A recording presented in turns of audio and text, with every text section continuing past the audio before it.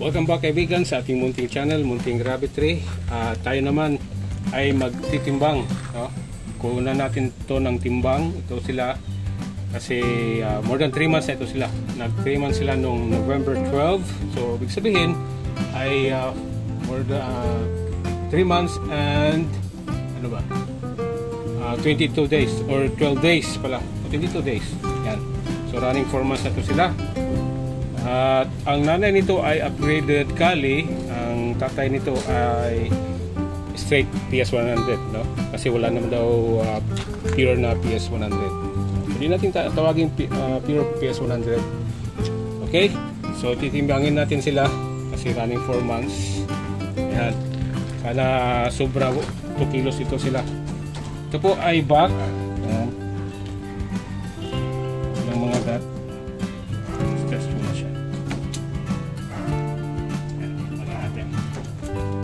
Yung timbangan. Ayan.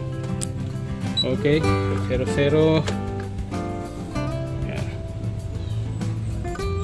So, ayan. 2.17. Okay na. Ayan. Okay na for 3 months and 22 days. Tama ba? 12 days? Or 3 months and 12 days. Kasi 25 ngayon. 12 months and 13 days pala. 3 months and 13 days. Okay? 2.1. So, ibig sabihin, upgraded PS100. Yan. Okay? Sunod, ito yung medyo malaki sa kanila. Ayan.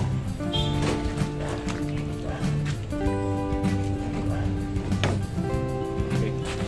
Subak din pa rin dito. Ayan.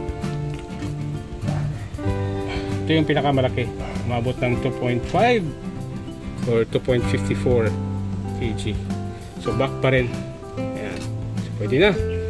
3 months and 13 days. Okay, thank you. Ayan. Babait naman. Okay.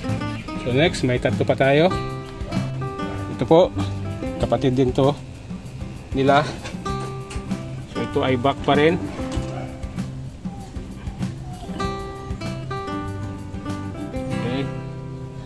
Pamuhin na natin muna bago hawakan, baka kasi maging 2 kilos 2.02.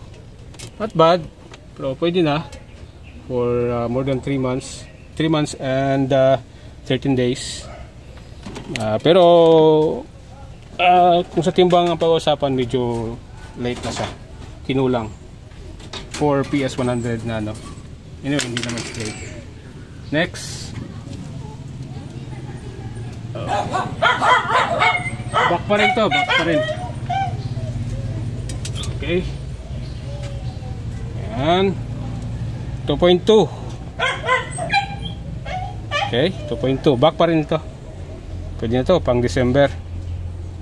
Ayan. Okay, break na. Okay, so last but not the least, yung ating nag-iisang dough sa batch nila. Pwede natin to iiwan kasi daw at pabalik natin pare sa sa tatay. Daw ito daw. Okay. Ayan.